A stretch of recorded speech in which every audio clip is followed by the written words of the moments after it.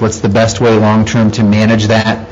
And then the model is really cuts through all of this that we've got to show and have in place to work with regulators and get the permits we need. And that's really, to me, I don't think you can cut corners on the model piece, but those other components from a capital side and project component side, that's what's driving 3/4 of this from a cost standpoint. So if there's an element that I just mentioned, that there's a consensus on this board that it's not worth our time to look at, speak now, let's talk about it. Or bring it back up and we'll come back and talk next meeting. Did I miss something here? Or why would we do that? I mean, to me, it's not logical that you would pull that out because we're not sure what the answer is at this point. So if you pull something out and take it off the table, how do you know that that shouldn't still be in here? And that was the conclusion of phase one, is that those were big enough issues that we needed to flesh them out further. That was the point of phase one, to try to get rid of anything that was obvious that would not be a solution. Red flag said, Right. hey, totally like how pipeline possibly I think we have coming to down. depend on our professionals to lead us in those decisions.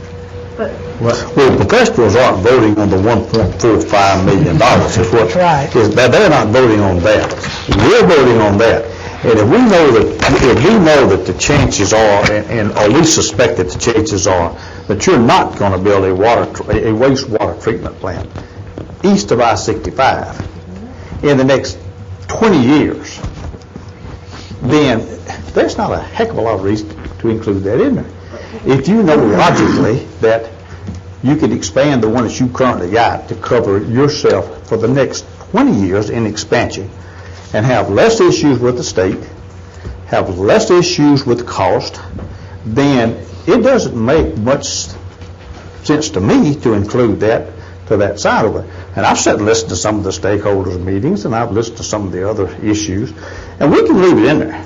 But when it's not going to, it's just not going to happen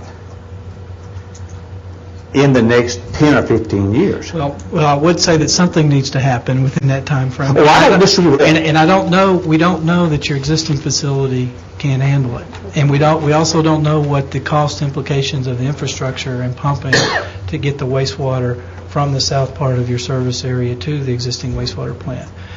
Those are the things that we're going to investigate here. And when you can, we could just look at those and present you those options, but you won't have anything to compare it to if we don't look at and it doesn't have to be on the east side of I-65.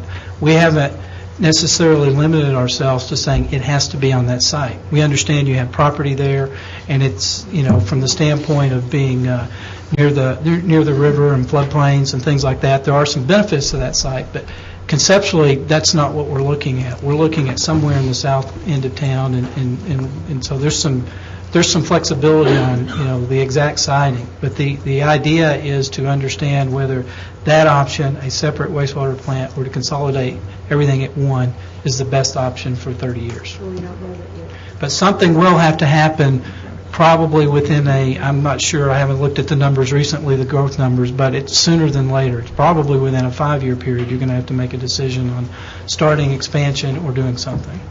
Yeah, and we're not at that point yet. We don't know that yet. Michael. One more question. We just had a report and recommendations from Reclaimed Water back in 2009. Is that out of date, that we need to rework that to the tune of $78,000? Well, that one was sort of isolated, looking at reclaimed more or less by itself. What you're doing now is you're integrating. That's the reason the name of the plan is you're integrating and seeing if that is sufficient, and it will be an updating of that particular plan that we did do. I guess it was 2 years ago, wasn't it? Yeah, and there's also some analysis in there of some other large dedicated customers that's part of that component too. All right, we got one more issue that we can talk about, and then we can be done. The last two, I think, are no-brainers. So 17 is consideration of a bid award to Jewel General Contracting and Roofing of Springfield, Tennessee, an estimated amount of $22,314.60 for re-roofing the Battle Park Hall of Eastern Flank Battle Park for the Parks Department. You want to explain kind of how that, but we're getting refunded from This, insurance? yeah, this is either insurance or FEMA in terms of a reimbursement for this repair. We're still working through that process, who's going to be part of that, but we're pursuing the reimbursement through those two avenues. And I'm assuming 18 and 19 are probably okay, unless somebody's got anything major.